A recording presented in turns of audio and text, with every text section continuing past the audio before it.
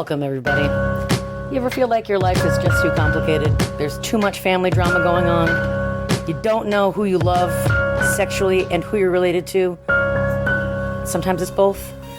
Welcome to the attic. It's VC's Peasies.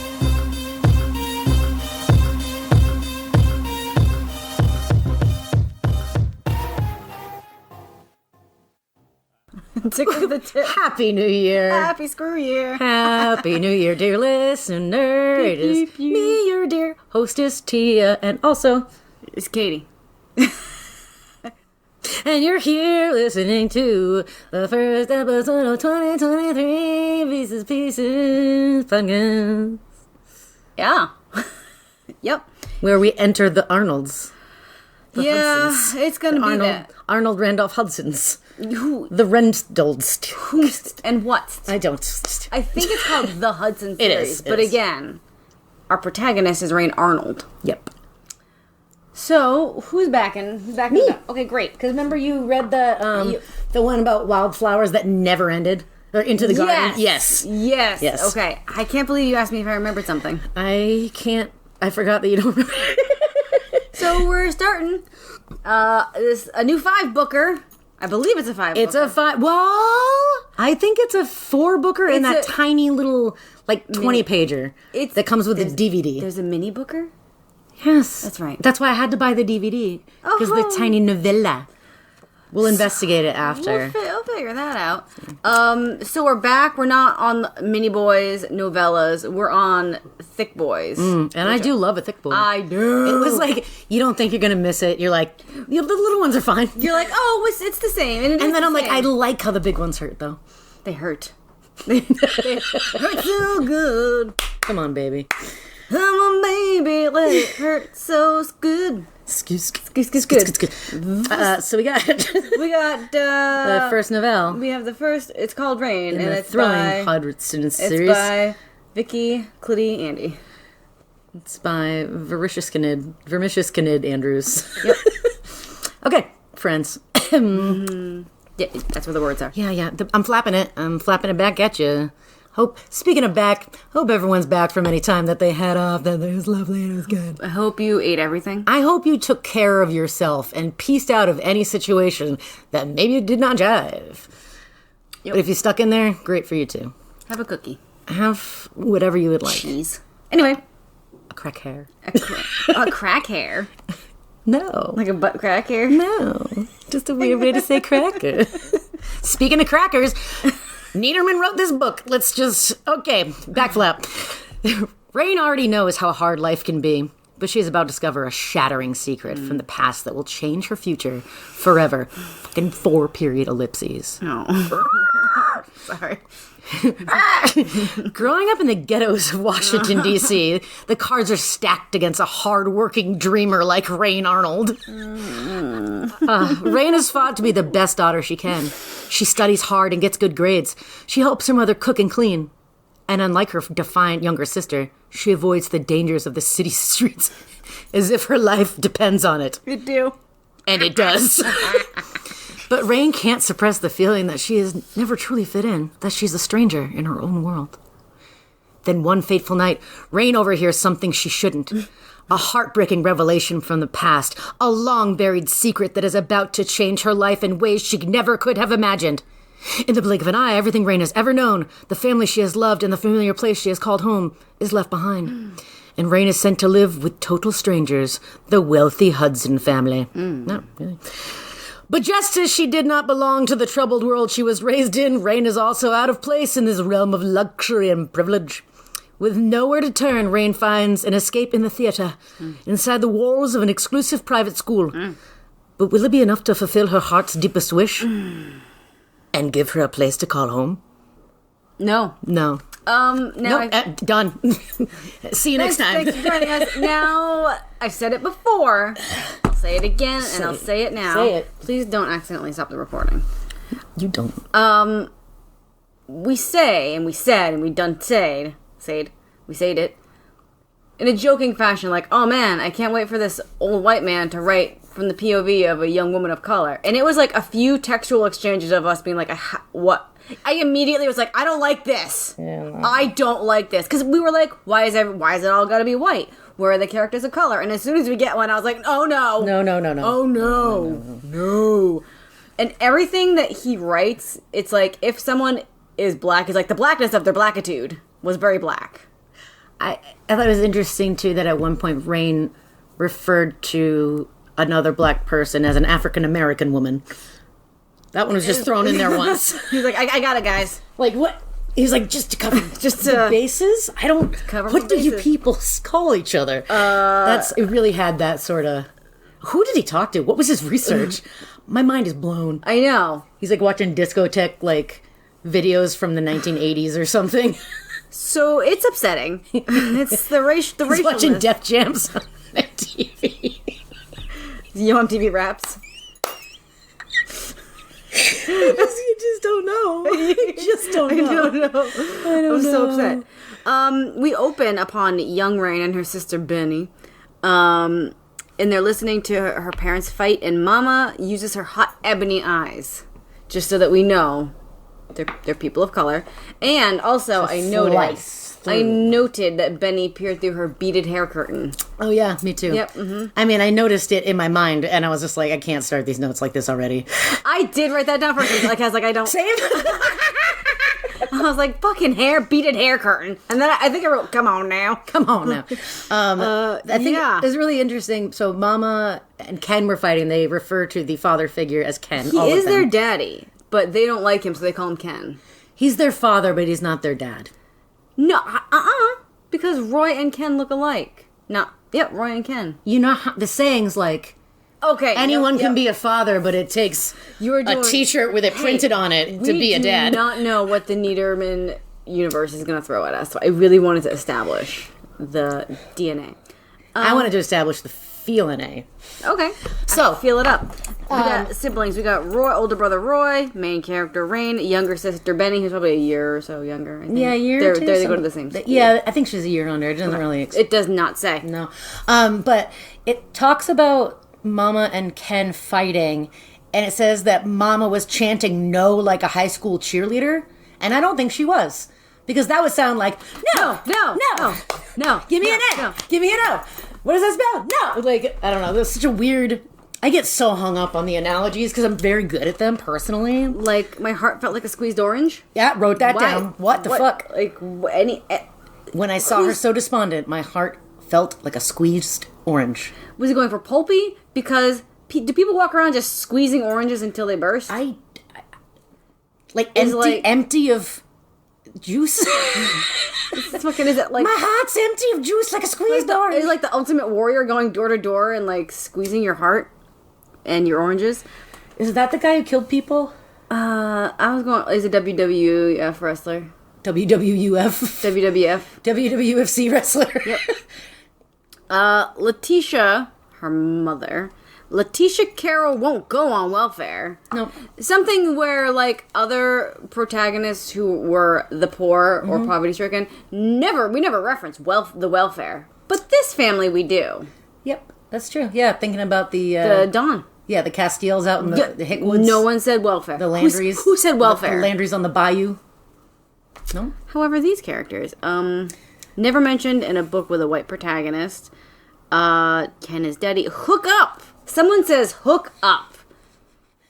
How with it the slang is. It's just kids. So with it. If peeing your pants is cool, I'm Miles Davis. Rain is the only hope. Yeah. Roy's 18. Benny is a young, angry black lady. Yeah, Mama on Benny. She thinks being black means being angry all the time. She needs to smile more.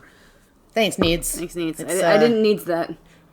And then, quote, they lived in an apartment located in a building complex everyone called The Projects. Capital T, capital P. And then I was wondering, are we sure Niederman is white? I wasn't sure. I mean, like, it's a low-income housing project. Like, that's... capital T, The Projects. The Projects. But, like... Although they don't capitalize the T ever again. Just to let you know at the beginning. Just to let you know now. They capitalize the P all the time, though. Right around here... It's the notion of Rain being different enters the story. And like Benny's pissed. She's like, Mama likes you more because you're not an asshole like me. And she's like, well, maybe just don't be. Very, very. That's very Fanny. It's like a Fanny vibe. You can get those down at the treasure chest. That's a location near us that is an adult store. Oh my god! Context. Now we're gonna get swatted. Ooh. Anyway, they live in a low-income area of DC, so we have this kind of expositional thing, but it's not really told with any nuance. It's just like rich people, poor people, white people, black people. It's like there's no. That doesn't. Like we took a trip in school to the Congress buildings and things looked businessy. And this is a dichotomy that, yes, does exist, but it's just like, this was this, and then there was opposite. Wow! Was it a little black and white, if you will? No, my Lanta. Oh, no. Ken is a hulking daddy. He's 6'5", 250. Huge.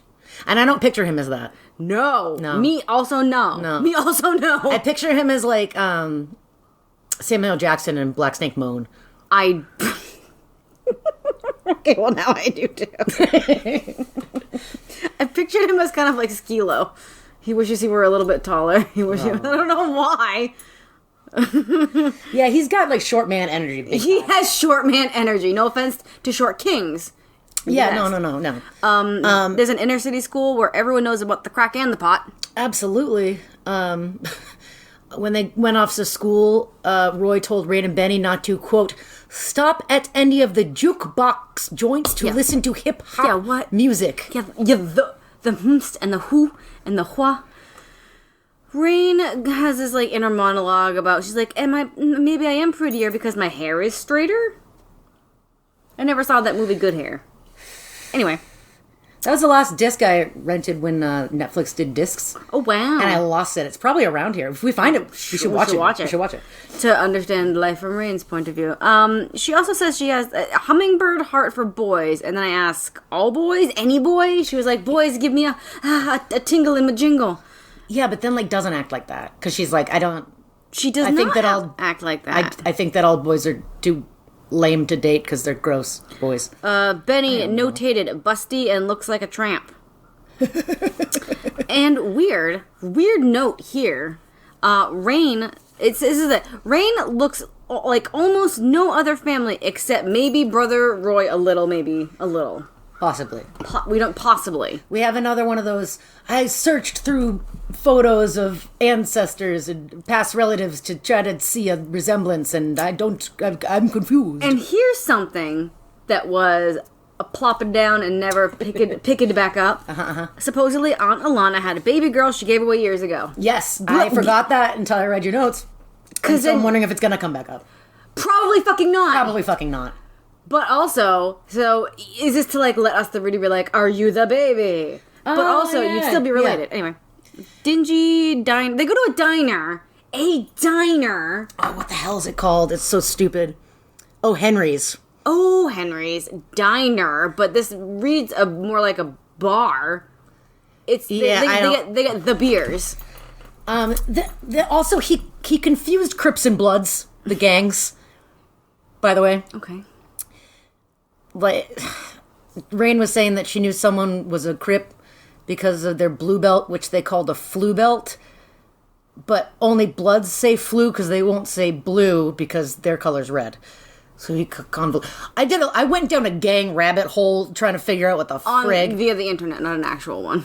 No.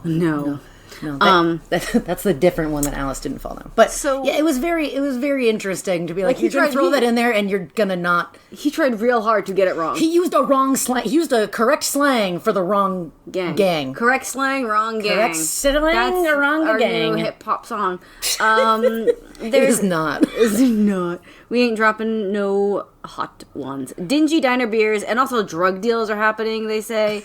I said it was because they go after school, so I said, after school special. Oh, absolutely. And it's like dark and smoky in there, like it's like the Harlem Renaissance painting in DC in the year 1999, maybe something like that. There's a fella named Chumpy. Chumpy. Yep. And there's a lot of there's a forced kiss and a titty honkins. Yeah, Grody Jared does an unwanted Grody Jared. smoocher and titty grab on Rain at O. Henry's, which is the name of a chocolate candy bar. Also, It is also. Come on, guys. So Yeah, what's the whole the scene? he sees He sees her. He sees Rain in there, who's clearly looking super uncomfortable and clutching her school books. And he says "Hey, I've seen you around here, Honk-a-blonk. and just decides oh, I never kissed a Rain before. I've never, my girl Rain, I don't know. And then his cronies just kind of circled in on them, and one pushed her and she fell into him, and he was oh, slow down, and then just went a smooching and a honking. Yep. Oh, by the by, he is the leader of the Crips. So there's that. The leader of the Crips. At one point, sensitive Roy gazes into Rain's heart. Okay. Yeah, another brother-sister confusing, forbidden crushing going on between Rain and Roy. He tells her that she's too good for this place. It's real Heaven Castile vibes. Whoopity honk. There's brother-based butterflies in the heart after this peck on the cheek. Yeah. Brother-based butterflies. Great alliteration. Butterflies. Nicole Schoolperson. This schoolmate. Nicole Schoolperson. That could be a surname in one of these books. I will not be surprised if I see it later. It's called classmate Schoolperson. Classmate Schoolperson. She has notated a sharp, stabby face and calls Rain a frustrated bitch. Yeah, because she just wants to get good grades and not do drugs and skip school and stuff. The good stuff. Miss Prissy. They call her Miss Prissy. Noted. Rain changes into jeans after school, which is this antiquated Niederman thing. Yeah. Yeah. You take off your school clothes and put on your jeans. What kind of school clothes are your they wearing? Sweater set. Your T-length skirt and sweater. In the project. The project. The one project. The one in the project. In the current project. I don't know. So, yeah, Benny's totally a troublemaking, flirtatious, promiscuous, if you will. I will. Oh, I will. Oh, wow. Fanny Fern type. And she winds her way into Rain agreeing to back her up when she asks Mama if she can go to Alicia's birthday party. A sleepover. Because Carlton will be there. Carlton is this boy that Benny is crushing on, who is at O. Henry's. That's why they went there. She wanted to be with. She wanted to say hello. It's notated that Jared thinks that Rain is fine. Yeah, he stops the girls on their way home, and he wants more smooching. Yep. Roy, has to come to the rescue. He pops out of, an alley holding a tire iron and is like, what's going on over here? And then, Jared likes to throw in a little incest accusation, just cuz. Because we're all thinking it. He was like, is he always watching behind you, if I can say that? For you behind. There is a point where we're introduced to Rain's overweight bestie, of course. I forgot what her name was. She really doesn't show up. Oh, yeah. There was just there was only one girl I got along with. And she was chubby. She was chubby and no one liked her, so we talked. Yep. According to Mama, Rain has quality. Mama also goes on about both Rain and Roy's dating lives at some point. She's like, y'all need to date. Parentheses, not each other. So Jared's mention of incest really taints brother-sister movie time. Yeah, after taking her to the movie, he tells her he doesn't date because he's waiting to find a girl like her. Yep. Because Benny was off at the sleepover, and Roy was like, let's go to the movies, and then Mama was like, you guys should go on dates with other people. With maybe some other people. And then afterwards he was like, what Mama said. There'll be days like this. This is Chrissy Dollanganger shit. Christopher. This is Christopher Dollanganger bullshit about my sister is perfect. Yeah. For doing a datings and a fuckins. Yep. No one's like you. Ken returns. Ken is home and Benny gets roofied unrelated. And then she comes home from the party in the middle of the night, covered in jizz and thinking she got roofied. Yeah, covered in stuff from the boys, from when they get excited. He didn't want to, how would Niedermans and old mans writing for flyover state middle-aged women and us cool kids, everyone, we don't care about the word jizz or cum, you know what I'm saying? Mm-hmm. But, some people don't like that term, and you gotta, write around it. How? I mean, is he ever gonna say jizz? He's never gonna write jizz. Truly outrageous. He's never gonna write jizz. But that's it's funny. Does it make it better or worse? It makes it even less believable because it's not like Rain. It was Rain explaining. Benny told me that they were that the boys you're said an innocent kind of character. Yes, Benny wouldn't say stuff. She would be like, "I got fucking jizz all over me. I got arcing ropes of cum all over me." Anyway, they bukkakied me at this party. Yep, bukkake. Next morning, Benny says it's all Rain's fault. She was like, "It's your fault. That I got roofied and jizzed upon." Did she say that was her fault? I thought it was her fault because something's Rain's fault. Well, because Mama was like, "Whoa, Benny's back. What's up with that?" And that's right. She has to have an excuse. She has an excuse, so she kind of like white fibs. She kind of like lie truths and says that she accidentally got drunk at the party and came home because she didn't want to be around those people. That's right. And she didn't want she's trying to be good. Just don't give her a hard time about it. And she's like, "Why'd you tell her I drank?" Yeah, and she's like, "I had to fucking tell her something. You are clearly way the fuck hungover, sister." I actually meant sister, by the way. I wasn't trying to needle her in. Thank you for clarification. Yes. This is the point where I ask, is Benny short for something? Because it's Beni. Ken is fired and says the girls should be getting jobs. Yep. Getting jorbs. Which they would be happy to do. Rain because to help, and Benny because to not school. Yeah, but Rain's also like, whoa. We do need to go to school. And Benny's like, fuck that, I'm 15 or 16 or whatever. I'm an age of teen. By the time, at this little vignette, by the time Mama gets home, Ken has drunk 2 6-packs, plus whatever else he had at a tavern. Which is a very with it type of phrase. That's a lot. He was at a gastropub. He was. I thought you were going to say gas station for a second. I was like, just drinking gasoline. He's in a gasoline pub. So that's like kind of a lot for a fella. If you're 6'5" and 250, you can put away a couple 6-packs. Ken drunkenly states that Mama cares more about Rain than, quote, her own. And here we have that, like, when the camera angle goes, skronk, to the side.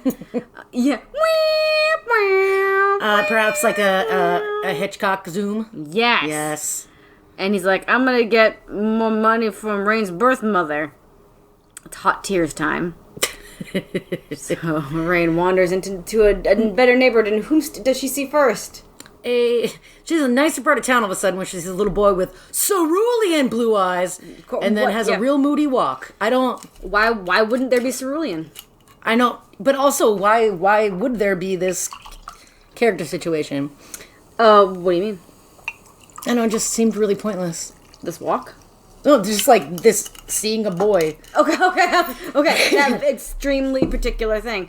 But then she's also like, I guess because you gotta stretch it out. It's not like, I mean, what are you gonna write? You're gonna write the same thing you write every time? So then he's like, let me show and tell all the things she sees. Because then it's also like she sat on a fucking bus bench with older ladies and they were saying things about words in life. Do not remember that. She left her pork chops burning while she cries at the bus stop. By the by, the pork chops that she made because Roy loves them. They're stuffed pork chops, if I can say that. So she walks in a circle back to her own dangerous neighborhood, but is still somehow lost. Yeah. And still far from home and being chased by these carboys. Yeah, they're like following her, catcalling her, and she's like running through alleys and shit. There's old man gun. She like bumps into this kindly old man who has some mental health issues. So he's like, I'll show you my gun. And Rain's like, okay, well, help me, yes. And he's like, come to my apartment, but it's like a basement room. Yeah, he's like, hey, come to my apartment, you can call, because she's like, I gotta call my mom, or I gotta get a ride. I gotta call someone to get out of here. He's like, oh, sure. And he's like unpacking like empty garbage to eat. I don't know, it's really a weird vibe. And he's like, my son calls me every night. Here's the phone. It's like a play school calling, like toy phone. And she's like, okay, bye. I know. Again, what? I don't know, it's kind of like that old lady that they ran into in Runaways. Oh, it is. In the parking lot. Fun. I hope that comes back. And then Roy is just like outside. She's picked up by Roy. I don't know which. Yeah, under what...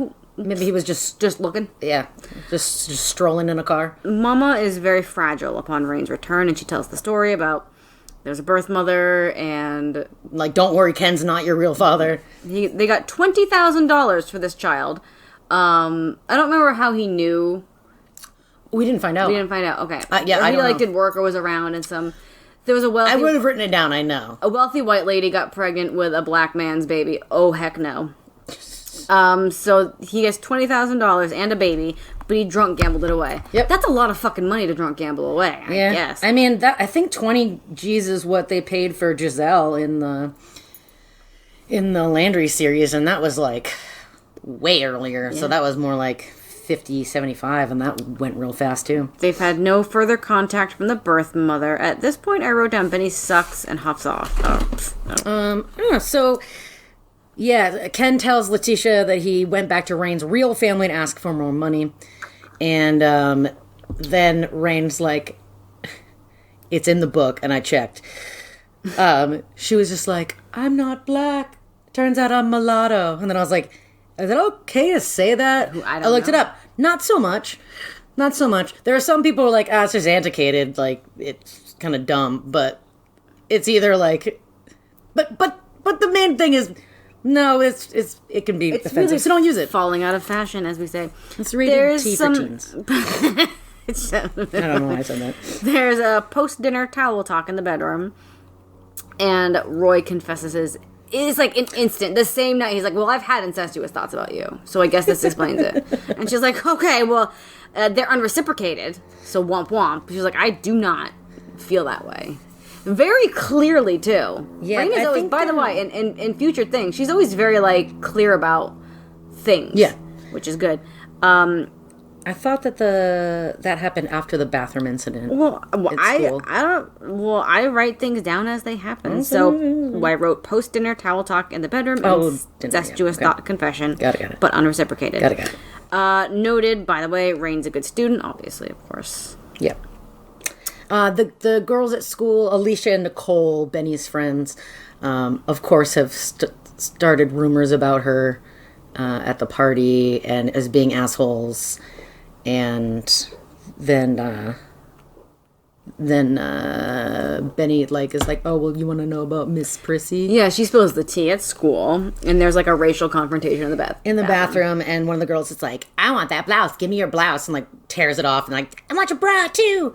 And then Benny comes in and she's like, knock it off! Surprisingly, Benny to the rescue. Yeah. And they talk it out a little bit. They do talk it out a little bit. Yeah, and she's like, I'm sorry, I don't know. I don't know anything. And and she's like, okay, cool. She's like, you're my sister. And then it's like, but we're not sisters. And she's like, but we are sisters. It was like a very Lifetime movie event. Yeah, absolutely. Really? This one? This one? Any of them? So Rain goes home early. Yeah, she goes to the nurse and says that she's sick. And it's made clear that she never lies about being sick. Never. Roy skips work to check in on her in the bedroom. Does a little titty kiss. He's like, let me just kiss you as a not brother, like, and you'll love it. And then I noted, I said to myself, is she sleeping naked? Question mark. I think it said that she took a shower when she got home as well. She took a shower and I think just crawled into bed. I'm pretty sure she took a shower and crawled into bed like. Of course, her fingies have a mind of their own and lower the blanket.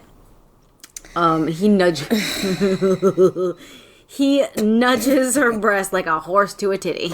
Yeah, and this is because they go to Camp Nudge a Titty. Camp Nudge a Titty, which is where a lot of these characters spend their summer vacations. I'm going to Camp Nudge a Titty. So Katie writing down her notes that he nudged her titty like a horse. I was like, wow, that's actually how I pictured it, but I never put the words together to form it. Now that's absolutely what it is. Everything's not. It's always nudged. It's always nudging. Nudged. Or nuzzling. Again, like a horse. I feel like nudged is more than nudges. Nudged nudges is more than nuzzle. I don't remember the last time. I feel like there's been nuzzle like a horse with a sugar cube. Maybe. I just feel like there's always like nudged my breast, nudged my hot tingle nip, like I love that as a beverage, the hot tingle nip. So Rain is crying upset about this, and Roy's like, well, it's not, we didn't do anything wrong. He's like, we have to see if we can have feelings for each other. And like, oh God. She's like, no, thank you. And he's like, oh, it's fine. Oh, no girls like you. I hate it. Yep. And then Rain thinks, she's like thinking about this because, and she's like, well, everyone wants a boyfriend as nice as their big brother. Maybe my boyfriend could be my big brother. And there's like a tingle of excitement or fear because she's like, has he always fucking thought this? So she's a little weird about it. Tingle of confusion. A tingle. It's like my favorite Genesis It's a tingle album. of what? My favorite Genesis album. Tingle of Confusion. Oh, nice. Land of Confusion. That's Peter Gabriel. Shit! No, that's Genesis. No, Phil Collins. Genesis. Yeah, I figured it was an all-encompassing... Prog rock. Plop rock. There's revenge porn blackmail that's going to take place at the old mattress warehouse. Yeah, Benny comes home from detention. She got a detention because she was late for class after, like, helping Rain not get, like, beat up by the gaggle of gals.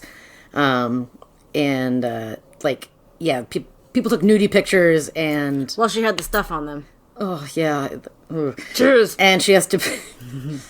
Cheers! Has to pay... she has to give someone $250 to get the negatives back or the pics will be spread around. The negatives. Remember the negatives. The negatives. Yeah, right. Rain offers... Well, thank God, because this would have just gotten texted to everybody immediately.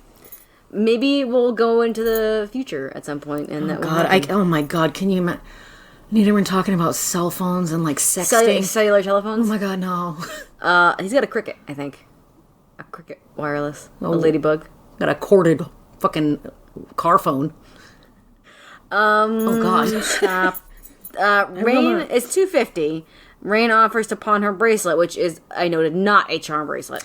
Yeah, they pool their money together. They both have a tiny bit in savings, but she's gonna pawn the bracelet of real gold with tiny chipped diamond that Mama gave her for her sweet 16. At one point, so they make this plan to go later, and Rain at one point mentions that Ken's eyes on her, and he and Roy are circling her to sexualize assault her. Maybe, we don't know. Rain also has to pawn her necklace because they don't have enough.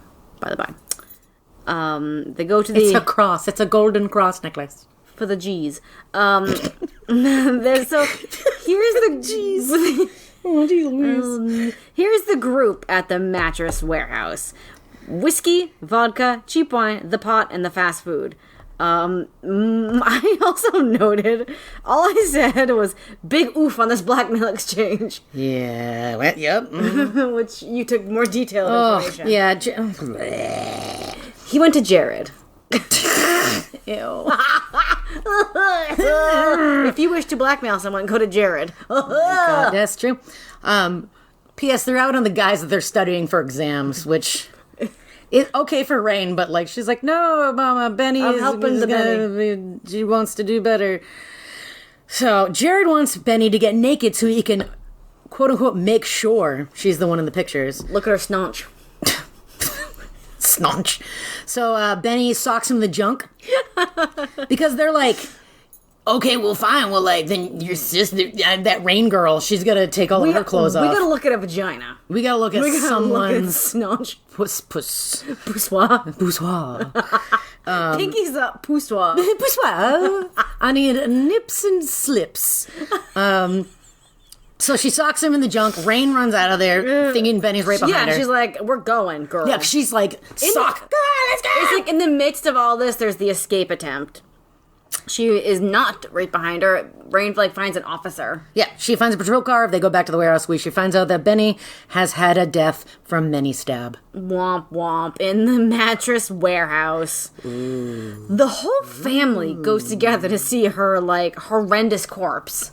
Yeah, I noted that. Oh, do you have a hardcover? Is that what you're reading? Yeah. Different pages. Secret put away a heart, page 147 for me. Oh, mine. Okay. Rain feels the blame on this. I don't know why. Oh, because she ran. She ran, but also she's having hindsight, and she's like, well, maybe if we had told anyone, maybe if we told Roy, he would have come with us, but then he probably would have gotten hurt too. Like, She thinks she should have, like, checked to make sure that Benny was with her. Yeah, or, like, stayed, but then she's like, no, we probably actually both, like, she's... Her emotional brain and her rational brain are having quite the duke it out because, trauma. At one point during the whole morning, Alicia... Day 2. Morning, day 2. It's morning, day 2. Yeah, Alicia Haynes comes by with an envelope some guy shoved into her hands in the street. It has the negatives of Benny and a note threatening harm to Roy if she, being Rain, says anything to the police. Per Roy, there's only one way to stop them. He would like one revengeance, please. He would, and then they go burn the negatives in a tire.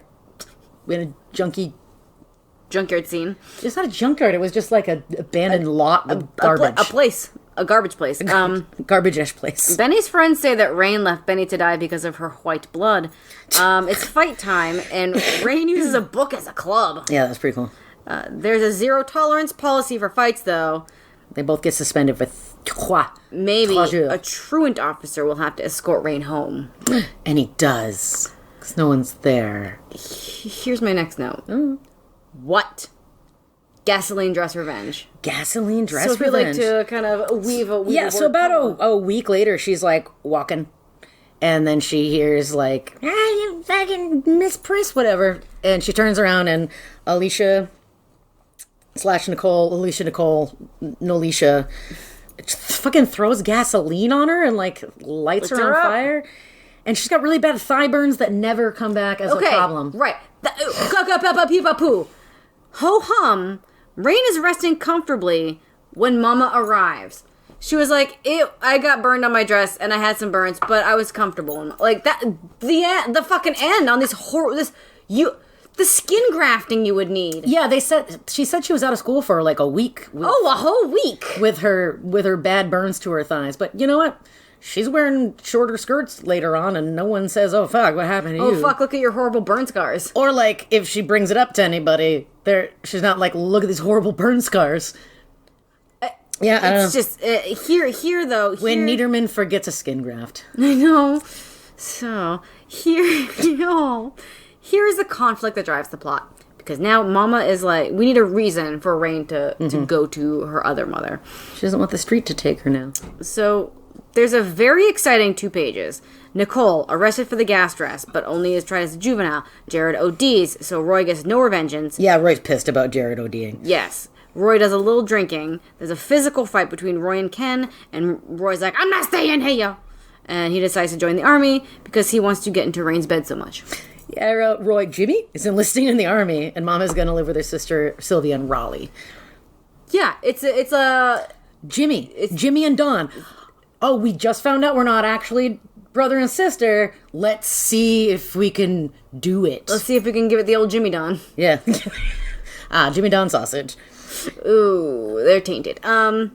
So Mama says that she suggested the army to Roy so that he doesn't get into a bigger scrape with Ken, but also says that she's going to throw Ken out when he resurfaces. So that's kind of a moot point. Well, I think it was also just like, she didn't want anyone confrontation. She didn't also want to like leave and have, I think, Roy, there was no room for Roy at Sylvia's place with her. So she didn't want Roy even around for Ken to get in another scrape with. Mama guilts Rain into lunch with her birth mom. Black people at a fancy restaurant. Oh my. I can't. It's like he just doesn't. It's like no nuance, only sledgehammer. Not it. Also, just like no progression whatsoever at all. Like this is the South. I know there's still a lot of racism, but there's also a lot of black people. Like, there's got to be many affluent, prestigious persons of color. So yeah, just trying to put us there, like Niederman. Like I don't know what this heavy ham-handed. Get your ham hands out. Get your ham water out of this. Out of this. Your hot ham water. It's awkward. Mama says, "Here's your real mama." So I said, "Oof," because that was not nice. First thing she says to Rain is, "You're very pretty." Mm-hmm.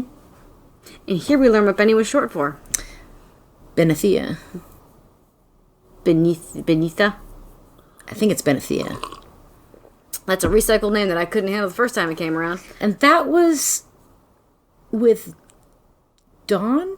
Dawn. Yeah, she was at Agnes's house. Yeah, and there were like two twins. Yep. One of them had like a real normal name, Yeah. right? Like Samantha and Benitha. Yeah. Sam and Benitha. Look at that. Can't remember jack shit, but I'll remember that. Yeah, interesting. But they were like ginger twins too? Like, I don't fucking know. Whatever. In a nod to the now modern times, Mama says there are quote-unquote medical ways to prove Rain is really her daughter. Yes, because Megan, Mrs. Randolph, a.k.a. DNA Mama, is like, well, I mean, you people, how do I even know? Yeah, how do I even know? Bio Mom can't take Rain. She has 2 other kids and a husband politician. But perhaps we could do a whole shenanigan. Yeah. Can we do a shenanigan? There's like some a convoluted, setup? There's some fancy-ass food going on.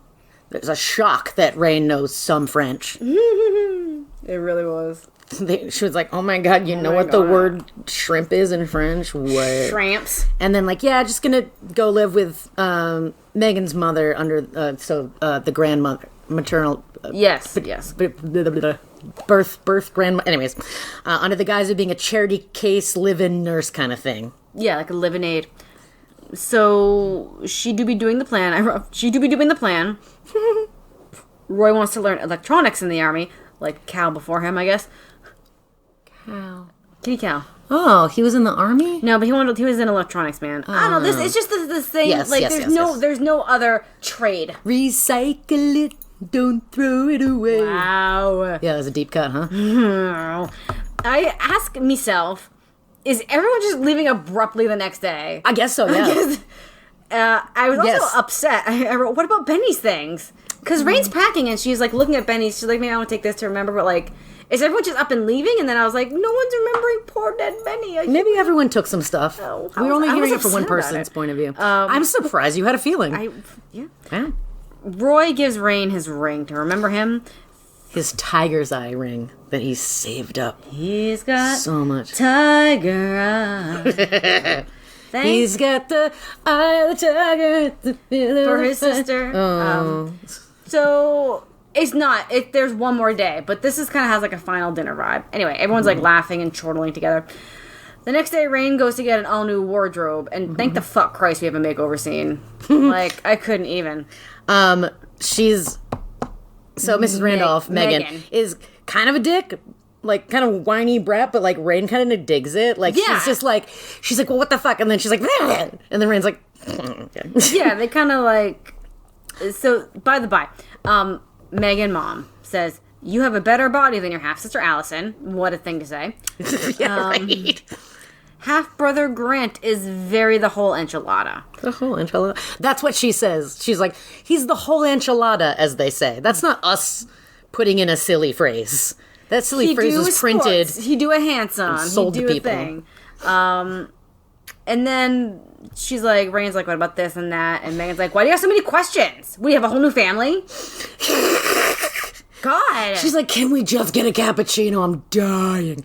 Aunt Victoria, Megan's sister, is different. She likes being single. And Megan says she's more comfortable with a balance sheet than a spreadsheet.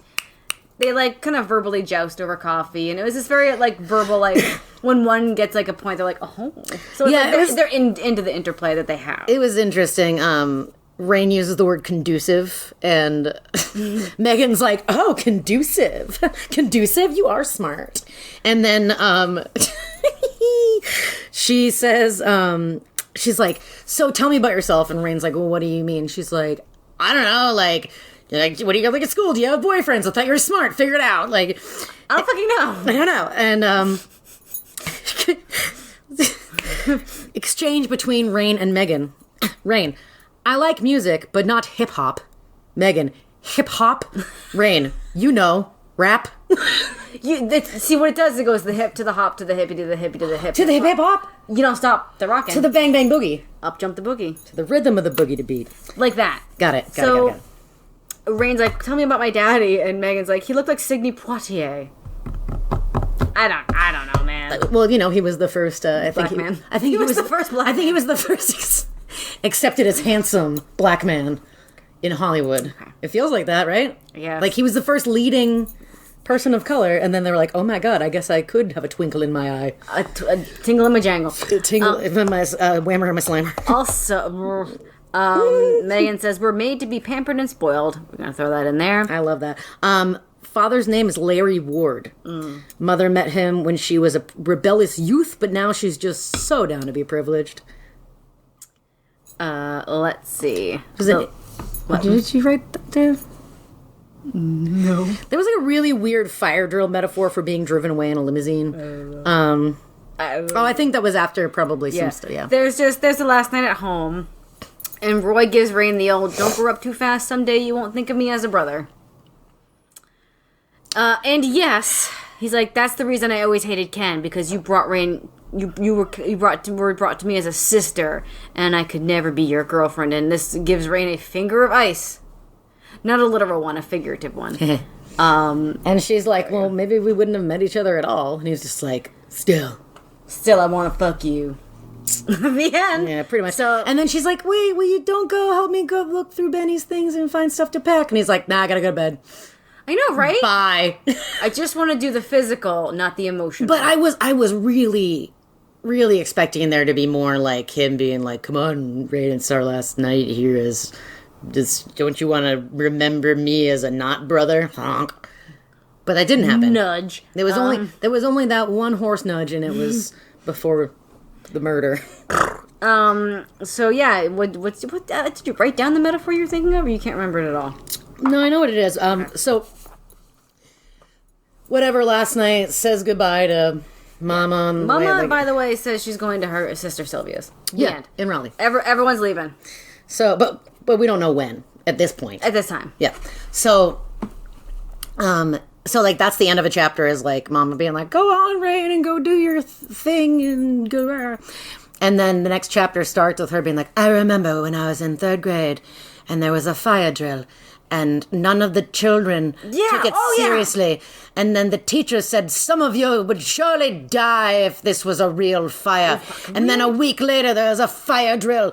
And the children panicked because of the death threat they had gotten from the principal last time. And someone yelled, were crushing. There's fire. I was taken away along a sea of bodies. And I was so scared. And it was like that riding away in this limousine. It was a long prelude to that. Long metaphor. I was like, that's an interesting, okay. Yeah. So then they go there and they get to the place. It's to the mansion. And as soon as she rolls up to the mansion, a dark cloud of darkness covers the sun. Ooh. We see the maid. She has wiry, dry hair, dull brown eyes, birthmark on the forehead, small-breasted, wide hips, sad and dumpy. She got dumps in her ass. It says, she squinted as a cloud moved off the sun and some light was reflected on the cold white stone floor of the portico. I didn't imagine she was outside much. She had a pale complexion with a prominent birthmark on her narrow forehead. And I'm wondering, did she stay inside because of the birthmark? like I didn't imagine she went outside much. She was pale and had a birthmark. Like, that's how that read. Also, Rain notices that things are clean and spankingly new. Spankingly new. Like it's not like a turn of phrase on brand. Spanking new? No, bad. That's a bad one. Clean and spankingly new. She, her room is, we got the canopy bed and the marshmallow carpet. Love it. Oh, also creamy marble floors. Creamy marble. At some point she was like, oh, I should have packed some pity for the maid. What? Because the maid was just always been like, meh. Like she was talking about how she hated her job and like just seemed miserable. And she didn't have any, like, fucks to give this maid. So that was her being shady in her own head. Okay. Like, I guess I should have packed some pity for this nurse, too. Aunt Victoria, short hair, masculine mouth, boyish figure, tall, gross. Yes, she saw some photos while she was gambling around. Rambling. Kablambling around. Classic grandparents, flirtatious grandfather, steel-boned grandmother. Mm-hmm. There's a driver, Jake. He certainly supplies us with a lot of information for a secondary character. Mm-hmm. Jake Marvin. Grandma is liberated and has Confederate gray hair. What does that mean? Because in the Civil War, that was the color of their uniform. It was gray? Yeah. Blue and gray? Blue was the continent. Man, I'm thinking red because Of the Revolutionary yeah. War. Man, that must have been so challenging in the dark to tell who was who. It's a really poorly planned war. You know what I'm saying? Yes. I Gray love and that blue? Grandma is a velvet robe and slippers about the house type of broad. Oh my god, same. The vibes are strong with this one. She basically tells Rain not to be ghetto. And literally no one will know who you really are. Yeah. But Rain now believes it is her purpose to teach Grandmother what family really means. Yeah. And Grandma's like, we dress for dinner. She also makes it clear to Rand that there is to be no loud music or ODing of any kind happening under her roof. Cross it off the list. Cross it off the list. And she says, Megan tells me you're a good student. I hope that that's not another one of her exaggerations. She's prone to that. She has exaggerationitis, she remarked. What? I've never heard such a thing. Nevertheless, she has it. What?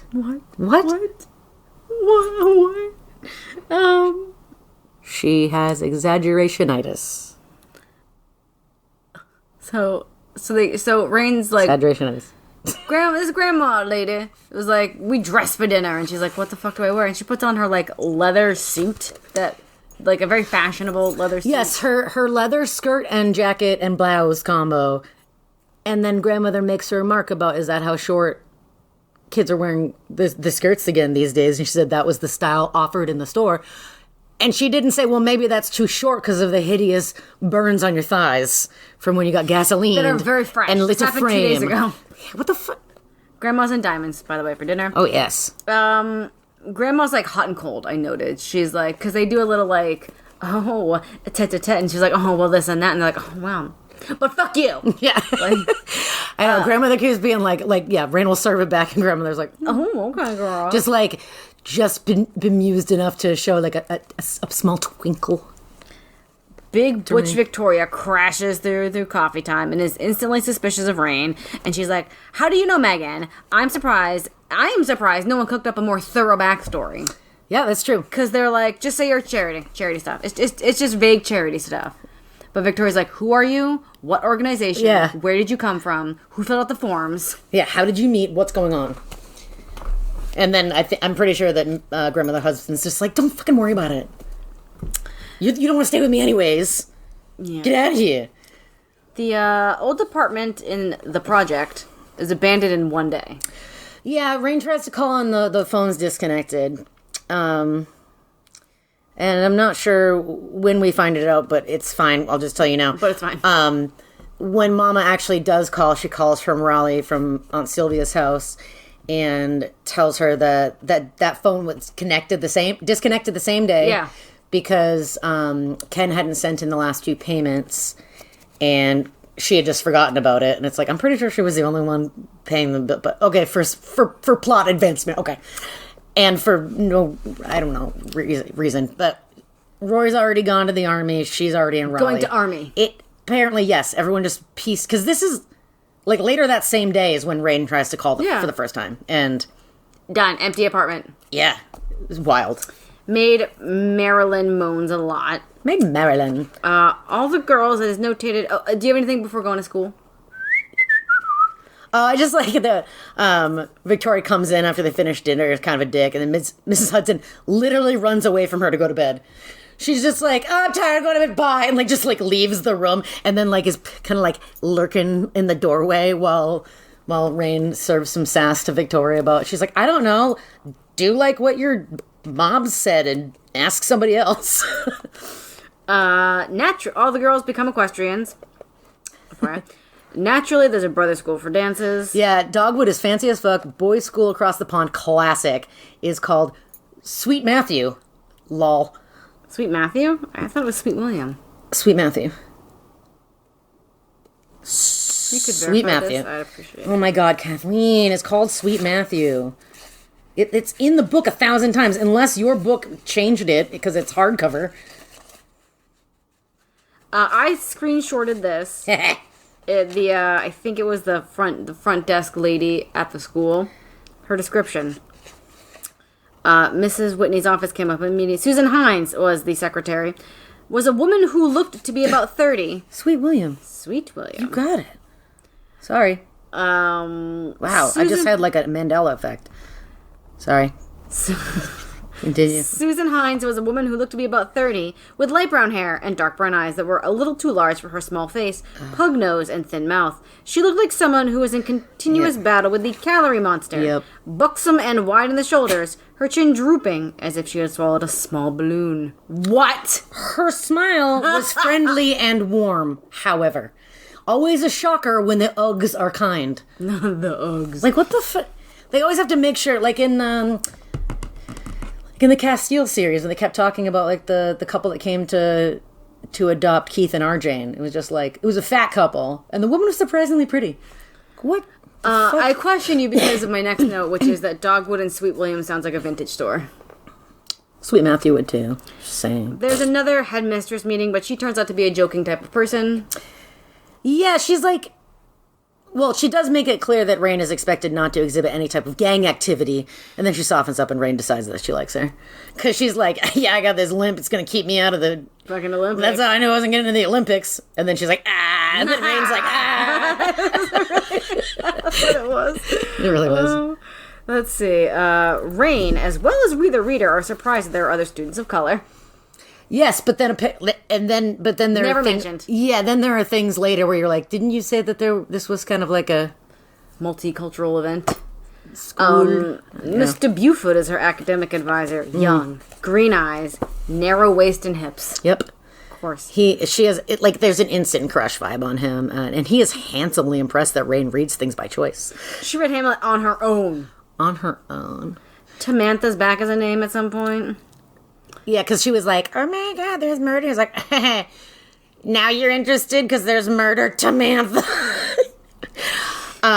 Tamantha and Benitha. I'm sorry if those are your names or the names of your loved ones.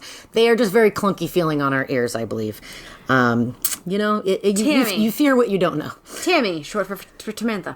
There's another dumpy character as a shy neighbor who is in all the productions. A lot of people are described as dumpy in this book. More so than others. Rain gets talked into auditions. She also says that her classes were actually a little more advanced, so this is a little different than other protagonists who are always ahead. Of course, she gets the part she tries out for, and whomst is she going to act across? Well, by the way, she's never done acting before. Never. It's just like it's a cold read, and there you go. So some of the girls in the school are jealous and like a little jealous, a little racist about Rain getting the part. They're doing the play Our Town, and they're like, well, she's black. So the lead is like Popular Boy 110. Hold on. So, Rain shows up for the first rehearsal, and she finds out that she's in the play because the teacher Buford calls, and like the maid takes a message while they're at dinner because grandmother's like, oh my god, already girlfriends and boyfriends calling you. And Marilyn was like, it was not a girlfriend nor a boyfriend, it was a teacher. He said to tell her she got the part in the play. I would like to notate that there's a full 2-paragraph description of handsome boy Corbett. Oh yes, but when she comes into the first rehearsal though, Colleen, who's like the teacher's assistant, was like, you need to be on time. You can't be late. And she's like, I can't be that late. And she says, late is late. That's like saying I'm not very pregnant. And then I'm like, is she pregnant? Like, why would you say that? Anyways, yes, handsome boy. Handsome boy Corbett gets 2 full paragraphs. I'm not going to read them because... Shocker, he is handsome. Shocker, handsome. There's another student, the Longchamp name was recycled. Maureen. I'm sorry, Maureen's the head racist. She's real concerned with the historical accuracy of an interracial relationship in the play. Oh my god, she's like, Mr. Buford, what are you going to do about the problem? And he's like, problem? What is and the she's problem? like, well, this is like a New England town. I don't think they do mixed marriages. If I can say that. And he was like, yeah, this fictional thing. No, it's fine. And then she's like, Colleen, the production assistant, brings out the you people. She really does. We find out Grandma needs a pacemaker. And Rain gives it to her verbally about neglecting her health and tells Megan. Typo, page 296. After Rain got in her riding gear for the first time. Though I looked so silly. Did not add a T to the end of that thought. Though I looked so silly. But speaking of riding, she is, one of the best beginner riding students that the Mans has ever seen. Yeah, absolutely.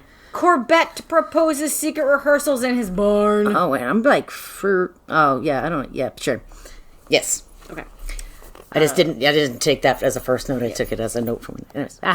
Grandma gets pissed at dinner because Rain looked at her with pity.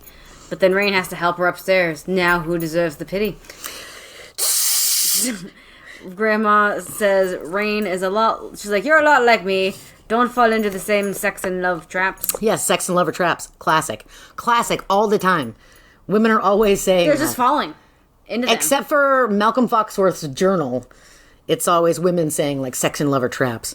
Don't believe a man. They think with their things. Their telescopes. The telescopes. Rain is crisp to the maid and makes the toast. Yeah, she's like, fuck this, I'm calling the doctor. Because the doctor on his way out, they, like, crossed paths once, and he was like, well, he was totally, like, violating HIPAA. And he was just like, because it wasn't like your grandmother. He was like, the lady in there needs a fucking pacemaker. Can't convince her. Have my card. I don't know why it sounds like that, but I like it. So she calls the doctor behind Grandma's back, and she's like, fine, I'll get the pacemaker. She's pissed, but, like, appreciative. Victoria and Rain have it out, much to Grandma's apparent pleasure. Oh, I loved that. Yeah, they had a squabble. And she was like, oh. And she was like, like, it was a really, so far, Grandmother Hudson is my favorite grandmother. Like, well, for sass reasons. Like, obviously, Castile. Brandywine Castile. Yes. She was great. She was sweet, but, like, I don't know. This one's with it and sassy. This one's with it. This is how I like, wished that, the one from Melody. I think I read the Melody and Olivia. It's Melody and Olivia, but more reciprocal. Yeah, well, like, more, Olivia in her own first book, and then, like, the grandmother. Because Olivia would say to Melody, like, you're strong. That Olivia. Yes. I thought you meant Dollenganger, Foxworth. Logan. Got it. Yes. Because Olivia Logan would say to Melody, like, you're the strong one, like, you're it, like, you're it, bitch. And there's, spoiler alert, sorry. In this one, Grandmother Hudson is like, you're like me. Mm-hmm. Like, my daughters, they have faults, and, like, I'm not into it. You're like me. So there's a point where she's very, like, concerned about Grandmother Hudson's surgery, and she very distractedly makes a date with Corbett. And she, the horse that she's riding at school can sense her stress, and the horse is named Flagler. Yep. And I looked that up, and it's a word, but it just, like, brings you to a guy's name that doesn't have anything to do with flags. I don't know. Anyways. So after the surgery, she's at surgery. Okay. Yeah, okay. So what's her face? Rain. Yep. What's her name? She comes back to the Mans, and I think Megan and Victoria are there, like, talking about the whatever, and you did it, and you got to agree to the pacemaker. And Victoria says, you are one amazing ghetto child. Yeah, it was really nice. It's nice. She still hasn't met her half-siblings, and it's brought up that when they were growing up together, grandfather rained kisses down upon mother, but not Victoria. Too big. She said, bitch is too big for these kisses. Oh, FYI, Ken tried to rob a liquor store. Oh, yeah, Ken's in jail. She talked to Mama, tell her stuff. Grandma talks shit about Marilyn via the phone, and Rain, lol. Yeah, that's pretty good. Corbett wants to keep his private rehearsal private. What does he come pick her up in? She puts on a creamy silk blouse for the Corbett Times. I didn't even write it down because I couldn't. Corbett drives a Corvette, and I simply cannot. Any other luxury automobile, like a Porsche. It's like Corbett pulled up in his Corvette, and I'm like, did you really just do that? Go like, what kind of guy? Oh, that's easy. Change one letter. Like, what the hell happened? And And then, oh my God, he has other intentions when he invited over to practice lines? Oh my God, you're so far ahead. No, I'm not, but well... There's a shush your mouth. The Corbett has a lawyer daddy, charitable mother. Oof, he do also call Rain a ghetto girl. And doesn't she recognize good pot? Yeah, that's Corbett had a brother die. He held my hair firmly so I couldn't back away from the kiss. Yeah, it's not... Okay. That's not good. Well, because he tried to kiss her once, or maybe he does, and she was like, no thanks, and she got away, and then he like... Yeah, because she was like, I don't know what you think like I you know about me because of where girl. I came from. Me ghetto girl. But no. Ghetto superstar. And then, like, they seriously... There's more breast nudging and cleavage tonguing. Yep, and he's got his hands all up in there, and they, like, almost have a bone. And she, like, literally has to, like fucking scissor kick him off. Nips out, fingies under... I won't say it. On the pants. The P word. Yep. Yep. Rain has waves of pleasure, though, so that we, the reader, don't get, like, squicked out by the whole, like, questionable consent, which is a classic Niederman. Yeah, seriously. He's just like, no, but she kind of liked it. Yeah, it was a lot of, like, force, and then the protagonist is like, but did I feel a tingle in my jingle?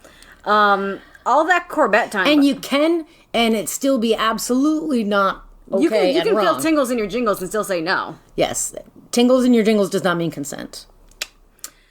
Any hoodle toodle. All that Corbett time made her miss Roy's phone call, but she definitely has a lady boner. I ask myself, do these protagonists ever masturbate? So I was thinking that same thing, because she was like thinking about... She was het up. She was thinking of Corbett and Roy, like they were, their faces and smoochers and hands were all like intermingling. Filthy Eiffel Tower. And then... Like a... But then that ended with like the 3-star break, and I was like, "Oh, she went to rub one out." Yeah, she rubbed one out. That was her closing her bedroom door upon us. I the feel reader. like that's way too progressive for Niederman. No, but that's how I read it. Okay, cool. Friend Audrey comes over for dinner. I wrote, Rain is making fried chicken. And would that house have black-eyed peas? I don't know. I don't know. What does Audrey tell her that Corbett's nickname is? King Cherry Picker, because of, quote, how many virgins he's ruined. And And Rain I throw up inside my body multiple times. Her body cavity is empty minus vomit. But Rain's like, I bet that's just a rumor because he's real nice. Yeah, he opened up his heart to me. Girl. He told me about his dead little brother. Also notated she's making chicken, biscuits, black-eyed peas, mashed potatoes for what she presumed was going to be just her. Well, I don't know. Audrey came over like 15 minutes later. Maybe she grabbed more stuff. Because she was like, oh, that'll be fun. We can have dinner together. LOL, Corbett's brother didn't die. Yeah, so she's What like, a no, but shitty thing to he say. opened up to me and bared his heart. It's been really hard since his brother died. And Audrey's like, his fucking brother died? What? And she's like, yeah, when he's 4. And then she was like, what are you talking about? His brother's 8? What? And you find out that the brother has Down syndrome and is 8 and did not die. Yep. And we...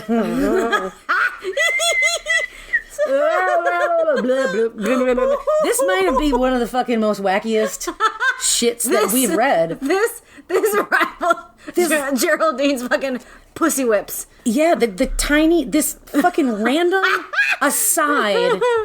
Okay. So they're talking about boys, obviously, because I kind of talk about fucking King Cherry Picker, the virgin ruiner.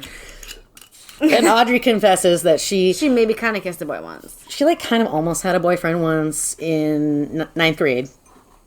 They were both in an advanced French class, Spanish class, an advanced class of language. And he had a very fancy name, which was Charles Princeton. Chucky's schoolmate. I can't. I'm sorry. I slammed. I'm gonna try to stop slamming in the new year. It won't happen. But I'll try to try. So do you have the passage? Can you? I just wrote. Can I? I don't. Should I spoil it? I will find. No, don't do it. Don't do it. Don't do it. Don't do it. The words I wrote down. Don't do it. Don't do it. No, don't do it. Let me. So this rivals Geraldine's pussy. Have you almost gotten pregnant or anything? Audrey asked. What? It was her way of trying to find out just how sexually active I was. No, have you? I countered. It brought a wild smile to her face. Me, the only thing I've done is kiss Charles a few times and let his hand rest here. she said, indicating her right breast. That was all. How did you stop him, I asked, just as curious about the intimacies of these rich girls as they were about mine. I didn't have to. When he touched me, he acted as if he had put his hand on a hot stove. He was more frightened than I was by what he had done. I started to shake my head skeptically. No, really, she emphasized. It was his mother's fault. Mother's fault? What do you mean? She wasn't there too, was she? Mm-hmm. And then she's like, I swear I'd never tell anyone. And then Rain's like, maybe you shouldn't. And then she notes. Maybe you shouldn't. Then she notes, when someone is just bursting to tell you something, the best way to get them to do it quickly is to tell them not to. And she's like, okay, Charles moved away. It's fine. Okay. He lives in Canada. You've never heard of him. And she's like, I guess it's okay to tell me. And then Rain's like, why is it okay to tell me? And she's like, you're different. And then she's like, and I don't mean just because you're African American. He told me about... Easy, little Richard.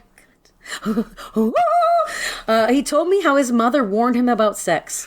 She made him think of his penis as if it was a little animal with separate mind of its own living between his legs. He said that? Uh-huh. She told him it would get him into big trouble if he let it do what it wanted, so to stop it... What? I asked, finding myself more intrigued than I had anticipated. She made him wear tight rubber underpants. He said sometimes he was actually in pain down there. He told me that was why he was afraid to look at girls or think about them. Rain bemuses, I had heard and seen some very ugly things in my life, and I grew up thinking this was the way it was with poor oppressed people. And it's just like, nah.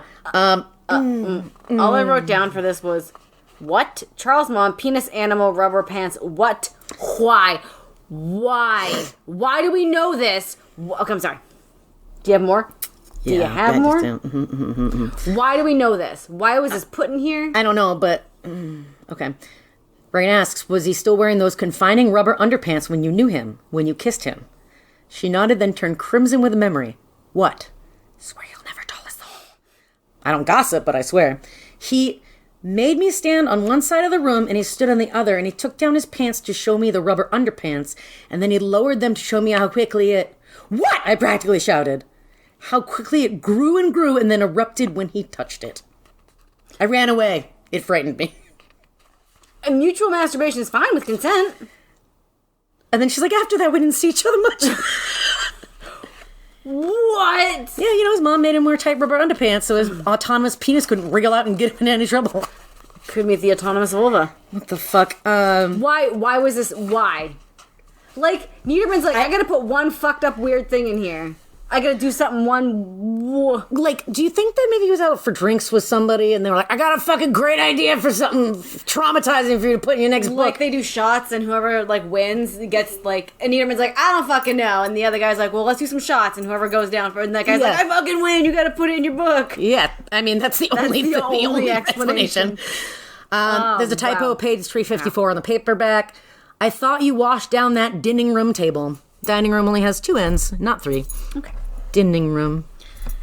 Grandma comes home and Rain brushes her hair. It was sweet. And she's like, get me my secret document. I like that. Secret document. Don't let anyone see. But of course, Victoria comes crashing through. Yeah, clombering in. The document. The document was her will, and now it's time for a secret phone call. So Big Oof, Corbett's brother, was institutionalized, so it's like he died. Yep. Because Rain's like, what the fuck? Well, at the time, too, I was like, he gives a sob story. He lied about his brother, and we don't know yet if we can believe it. I think we all know we cannot. Rain wonders if she overreacted to Corbett's terrible parents. Because she's like, my mom has to hide him. And then she's like, oh my god, that must be so hard. Yeah, I don't know. Marilyn and the nurse were fired, but Rain... They both quit on the same day. Let's make that clear. Oh, okay, never mind. But Rain can make dinner, but I say, can she also go monitor her geriatric post-operative grandmother? Yep. That's a nurse job. That's a fucking nurse job. Yep. But, oh my god, ho ho ho, Grandma, who's only has negative things to say about cooking, she fucking, loves the shit out of Rain's cooking. All of a sudden. Her old pussy throbs for She was like, she made her a fucking cheese sandwich with, toast. With sweet pickles and onion and tomato, and she took a bite and was like, oh my god, this sandwich is glorious. I've never had such a sandwich in my life. Only salmon puffs. Only a cucumber sandwich. Corbett says they should have a private after party, and Rain's secret woman part talks her into it. Who is this? Oh, the prospective new maid. She looks like a constant toothache. Yeah, she's like, no. Someone makes a mammy reference. I don't remember what. Grandmother Hudson is talking about how she got along with the cook. And it made Rain think of the relationship between Scarlet Hair and Mammy. That's right. Businessing, according to Grandma, businessing is more suited to men, which is much to Victoria's ire. Oh my God. Bombshell. So fucking funny. Rain is now in the will. Yeah, Victoria comes a clambering in again, just pissed during dinner because Grandmother Hudson changed her will, and she's just throwing shade. She's like, are you going to eat? And she's like, no, I'm not here to eat. And she was like, well, do you mind if I eat? And then she's like, this is so good. You should actually try it. You should try it. Well, when do you eat? Do you even eat? And what do you do? I do want to say, to be fair to Victoria does not know who Rain is. And she's like, you just met this person, and you're giving... I mean, she's a huge, bitch about it. Let's see. That is that. Sidebar. I do picture Victoria very 80s style. Like, they would have like a slick back hair, like a pointy shoulder pad, kind of like an ankle boot with a stiletto-y ankle boot. She was giving me kind of like a Jane Lynch vibe. Okay, different paths we took. Okay, yeah, but now I'm into that. Okay, I like it. Or like Kirstie Alley, if she could pull off a severe haircut. I don't think I've ever seen Kirstie Alley with short hair. No, someone's saying if she, yes, but like I gotta Google if that. Later. I'm just saying like she had that like that hard intense face back in the smoky days. So it's time to meet the half sibs. Half sister Allison is alternative Clara Sue. She's 15 pounds overweight in a too tight dress with military boots and lots of jewelry. Yep. Brody is a super virile, nice sports boy. And probably wants to fuck her. He looks at her hard. He's got the hard Rain. Hard. Yeah, Allison is immediately a D-bag, and Brody's like, ooh. Yeah, Allison's like, weird. black this, hip-hop that.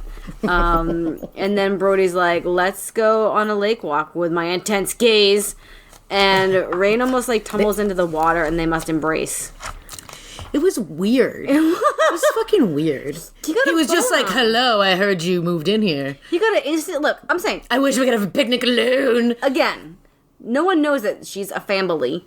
So he got a boner for this girl that he just, like, whatever, man. And he's... No, I know. It was just very, like, immediately like, oh, shut up, Allison. I want to come see your play. Like, it was weird. So Allison, speaking thereof, says, what, do you like her? Brody, she's black.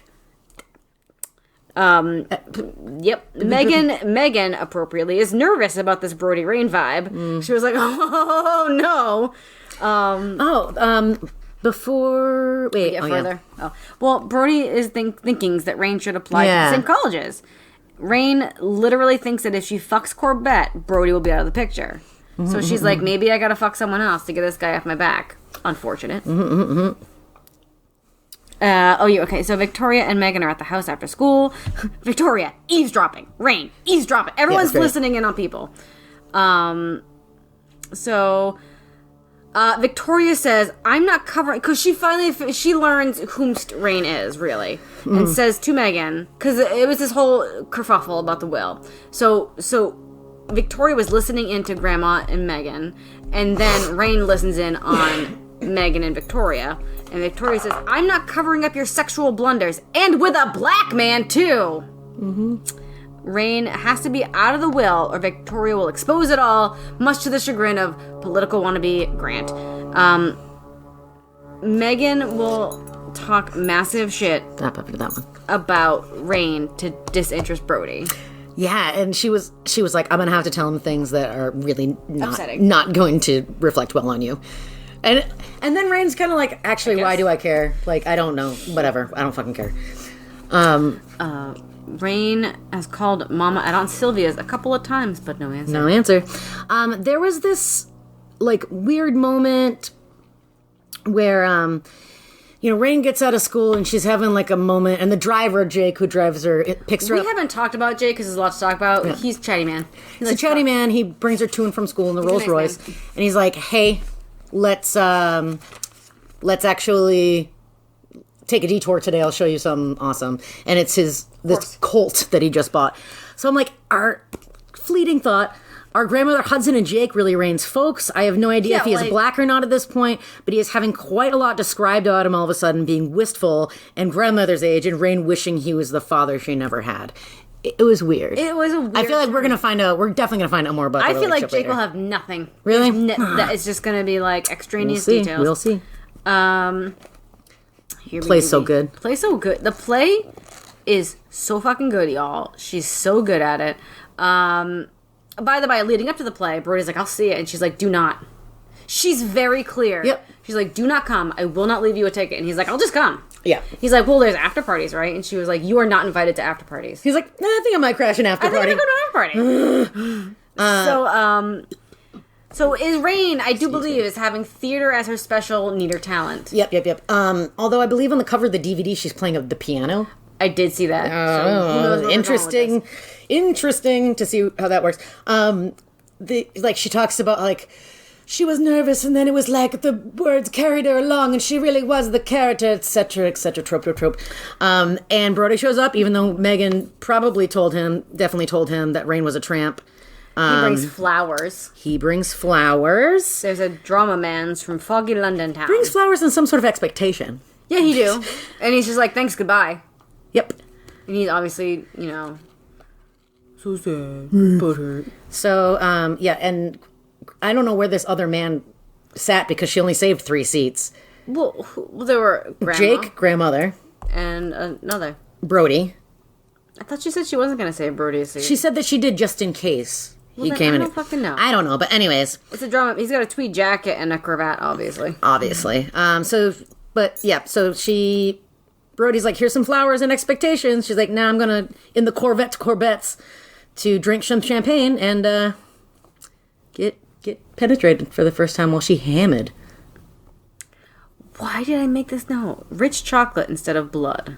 That was something that, I think Corbett said, all of these affluent folk, they have rich chocolate instead of blood. Yeah, okay, thank you. Which was so fucking weird, especially... I don't understand this analogy. I don't know. Either that or maybe Jake said it. I don't know. Someone. I don't know. Yep. Someone said it. Also... Suddenly topless. Always with the hardness and the thrusting. That is the only way sex is described. Yeah, and it really doesn't seem like she was with it at all. She's like, she says she vaguely remembers trying to resist. Awesome. Good. Wake up at Never vaguely remembers being like, yeah, all right, though. But days ago, she said maybe she should do it. So. Not to him.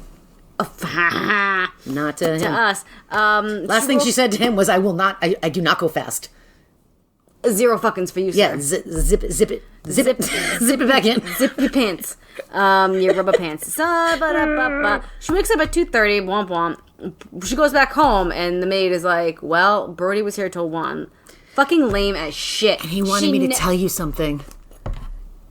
He wanted me to tell you that he should have listened to his mother.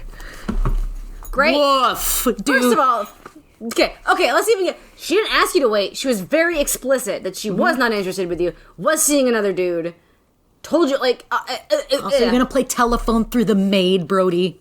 Come on. So, that is not part of her, fucking... And then, when he ignores all of this, waits up for her to be a hero boy, and it does not get to be the hero boy, decides to call her a hooah. Yeah, I can't wait to see what that he's like next one. Also, this play was only performed one time. We don't... Okay. No, it was the one... They talk about opening night, and that's it. Nothing else... Really mattress. I just feel like it's at least a weekend, right? It should be. The fuck? Couple shows. So, who is the man's name? Connor McWayne. From the London Acting Connor School. McWayne, director of a prestigious drama school in London, just happened to be in town to catch the play. And what does he want? Rain to go to the School of Acting Drama stuff. He thinks she's got talent, raw talent. So she's like, but I don't get it. And she goes, you just have what it takes. Some people might say talent. Because she's like, this is my first play, I don't understand. And he was like, I guess you're talented. Yeah. I guess you just have a knack for this. He's like, but not smart apparently because you don't get it. So yes. And then grandmother Hudson's like, dude, I don't understand what the hell. Because she's like, can I think about it for a minute? And she's like, Mr. McWayne, how many kids are on your waiting list? And he was like, 400. She's like, and how many I let in? He's like, 10. And she's like, Rain, what do you have to think about? She's like, it's a lot coming at me fast. And she was like, okay, you have to reduce. Okay. We'll call you tomorrow. So she's like, I really want to talk to Mama and like kind of like think about this. Talk about going to another continent. And she's like, but I can't fucking find her. And Grandma's like, I got you, girl. I love that. She was like, I'll figure it out. She's like, really, will you? She's like, if I say I'm gonna do something, I'm gonna do it. I'm not gonna hem and haw. I'm gonna get it fucking done. Yes, I will get a hold of her, please. While that's happening, we find out Corbett is not a nice boy after all. Oh no, he like brings some sweet William children over to the riding area. To the riding area of her school and talk shit. Oh, and then they're like, "You're good at riding," and she's like, "I guess I need more practice." And some other guy's like, "You can practice on macaque." She was like, "Hey, I haven't heard from you." He's like, "I've been busy." You know who isn't busy? This guy. Would you fuck this guy? Oh, he was also like moaning the name of her character like while they were fucking and like reciting play lines, which was interesting because she was like, "What happened to Mr. Whatever?" The character plays like it's like, well, he's got stuff to do. He got stuff to do. He's got a different family now. Grandmother Hudson was like, "Come sit down with me, friend, please." Let's see, Mama is dying in a hospital. Yep. By the by, she has the cancers. She knew that's why she tried to hustle her remaining children out of the project. Grandma made top-notch arrangements, by the way, for her. Oh my god, there. she was great. She was just like, I booked a flight. Here's a hotel, and she didn't even bring up like she brought up her exams, like because it's the end of the school year. Always this shit happens. Yeah, she was like, I talked to your teachers, but she doesn't bring up like, and don't worry about thinking about the school. She doesn't even mention like that, which I thought was really cool. She wasn't like, oh, and I got a hold of this guy because you know what, that's like a new thing that happened yesterday. Mm-hmm. Like, you don't have to think about it. She's just like, fucking limos, good hotel, go, plane, envelope of cash, go. This sucks for you. I'm sorry. Later. Roy's there. She sees Mama. Yada He's yada. in yada. his uniform. And I haven't seen you in 14 hours, but don't you look so grown now? Always with the grown. It's always like that. It's just like, oh, you look so grown now. They say to each other, these siblings who have grown up together and not seen each other for maybe about a couple months. 23 days. Anywho, so they go have a coffee and Mama dies in the coffee break. Yeah, Rain goes into the room and holds her hand, but she's coma. She's hanging out coma. And then Roy's like, you want to go get some lunch? She's like, no, but I'll come with you, I guess. And, when they get back upstairs, Aunt Sylvia's there with like some friend and they're hugging and crying like, she just died. At the funeral, Roy like kind of proposes to Rain. He wants her to go off and marry him. Like, he kind of just wants her to, he's like, I'm going to be in Germany. Just come with me. Plenty of people are married in the army. Yes, but that still doesn't mean that's the best choice for your life. And then he's like, Mama wouldn't want it. Yeah, I don't know. I don't think she would. No, I don't know about that. So, Roy wants her to go off, but I really enjoy this. She tells him she has to go back to Richmond first for a while and get questions about herself answered. She's like, listen, I gotta do this now. Like, this sounds all great, but, like, I can't just, like, leave in the middle of figuring all this stuff out and then go live a different life because I'm always gonna wonder, like, what I didn't find out. I got people around me I can talk to right now. I might lose that opportunity. And he's like, you gonna go to that fancy school? And she was like, I don't know, maybe. Like, so, I don't know. I like her as a protagonist. I don't necessarily like all the ways that Niederman writes her diction and thoughts anything. And anything. Anything regarding race relations. You know what's really bad? Okay, that's the end. Yeah, that's the end. And then she kind of, it's like this very like, ba-da-da, and I wrote at the end, is she going to England? I think, obviously fucking yes, that's the next part of the story. Yeah, but I do like that she didn't decide anything, because, you know, it's a big decision. That would track for a huge decision, especially after such a big trauma. Like, some of our other protagonists have been very quick to jump the gun. You know what I mean? that one part is getting more realistic. That one part. I mean, in this one, I don't know. This like, one. Because, cool, like, that's nice. It definitely separates her. But speaking of Niederman writing for people of color, and then, like, you know, when the cutscene with Jake and like because he was like, oh yes, no, I know your grandmother very well. Like, I don't know, it was weird, and I was just like, is it black? I don't know. And like I went back and I was just like, okay, it doesn't say whether or not he is. He says he's got a bald head. Okay, cool. But then I was just like, okay, his name is Jake Marvin. That could be a POC name. And they talk about like long hands, long fingy hands. I don't know. I think you're reaching on that one. No, I don't know. But it is shut up. It feels like a Niederman way to maybe like give you a hint. I feel like Sledgehammer or Niederman would be like, his black as coal face was black with his blackness. Unless he didn't want us to know. But then there have been other like things where Grandmother Hudson definitely says like, you know, when Megan got into the trouble and when Megan came to me and all that stuff. So I don't think that's the case, but we will definitely, I'm sure we will definitely find out that Jake, I think, did you miss the part where Jake's family used to own the mansion or the land or something like that? Yeah, own the land, and then his father lost it in the stock market? It was weird. Yeah. Anyway, what's the fucking next book? Lightning up your butt? I think that's it. Hard water. Hard water stains. Lightning strikes. Lightning strikes. Nary a time. Lightning striking again. I did start it. Who is that supposed to be? Is that supposed to be her mother?